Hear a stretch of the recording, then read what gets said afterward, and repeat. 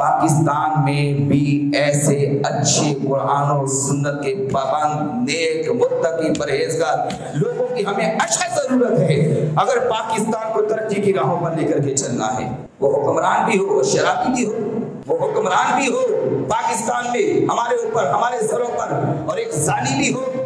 آئے دن کبھی ویڈیو کی صورت میں، کبھی تحریر کی صورت میں، کبھی تقریر کی صورت میں کسی کے راز فاش ہو رہے ہوں۔ وہ حکمران بھی ہو ہمارے سروں پر اور پھر وہ چوری ڈکیتی کے اندر بھی ملوث ہو، دغا بازی میں وہ ملوث ہو، بتہ خوری میں وہ ملوث ہو، حرام کاریوں میں وہ ملوث ہو۔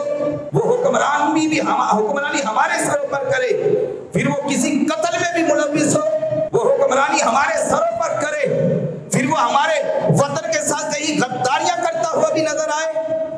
وہ ہم مسلمانوں کے اوپر وہ مسلط ہو، پاکستان کے اوپر، پاکستانی عوام کے اوپر، اور پھر ناموس رسالت کے معاملے میں انتہائی بزدل ہو، وہ حکمرانی ہمارے اوپر کرے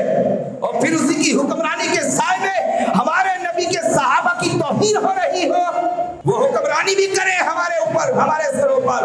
اور پھر قرآن و سنت کا جو ایک نصاب ہے وہ اسکولوں کی تعلیم سے اس کو سورۃ الانفال کو اور جہاد کی تمام آیتوں کو خارج بھی ہوتا ہوا ہم دیکھ رہے ہو، ارے وہ ہمارے اوپر پاکستان میں حکمرانی بھی کرے اور پھر وہ سود کے معاملے میں بجائے کہ وہ اعلان جنگ کرے وہ سود کا لین دین کرنے میں اور مزید اپنی کوششوں کو تیز کر رہا ہو۔ یہ کیسا حکمران ہے؟ کل کراچی کے اندر حرمت سود کے اوپر کانفرنس منعقد ہوئی،